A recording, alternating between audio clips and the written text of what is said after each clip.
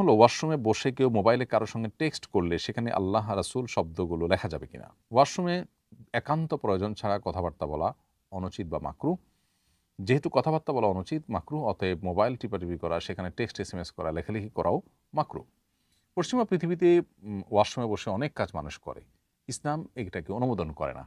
ইসলামের দৃষ্টিকোণ থেকে একজন মুসলমানের রুচিতেও এটা বাধে যে ওয়াশরুম এটা একটা এমন জায়গা যেখানে আসলে আমরা শুধুমাত্র আমাদের শরীরের ময়লা আবর্জনাগুলোকে আমরা দূর করার জন্য সেখানে যাই, সেটা ভালো বা পবিত্র কোনো জায়গা নয়। এজন্য আল্লাহর নামও সেখানে উচ্চারণ করতে নিষেধ করা হয়েছে।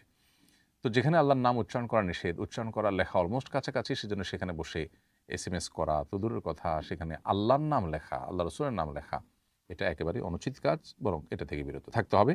আর সেখানে মোবাইল টিপাটিপি করা, মোবাইল নিয়ে যাওয়া, এটা ইটসেলফ আরেকটা অপছন্দনীয় কাজ এবং মাকরুহ কাজ।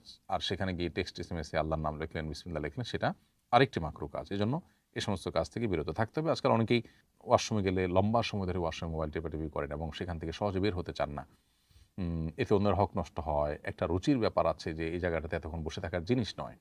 আর সব জায়গায় কাজ করতে হবে, তাহলে পৃথিবীটা শুধুই কি ভোগের জন্য আসছে আমাদের? এবং আপনার এই যে কাজ, যে সব জায়গায় মোবাইল নিয়ে গিয়ে আমাকে টিপাটিপি করতে হবে, সেখানে কাজ করতে হবে, টেক্সট পাঠাতে হবে, এটা শয়তান আমাদেরকে মূলত শিখিয়েছে এবং সে আমাদেরকে ব্যস্ত করে রেখেছে। ঈমানদার আল্লাহ এবং তার রাসূল সাল্লাল্লাহু আলাইহি ওয়াসাল্লামের বাতানো পদ্ধতি অনুযায়ী নিজেকে কাজের মধ্যে নিয়োজিত রাখবেন। এত কাজ পাগল হয়েও কিন্তু পৃথিবীতে আপনি ১,০০০ বছর বাঁচতে পারবেন না। সো আপনার মিনিমাম একটা প্ল্যান থাকা উচিত যে আমি কোথায় কী করব, কোথায় কী করব না। এভাবে সব একাকার করে জীবনে কখনো বারাকা বা প্রোডাক্টিভিটি পাওয়া যায় না। সো ওয়াশরুমে মোবাইল টিপাটিপির এই বদভ্যাস, এটা ত্যাগ করতে হবে। আজকাল আমরা অনেকেই এই বদভ্যাসে ভয়াবহ আকারে আক্রান্ত হয়ে গেছি।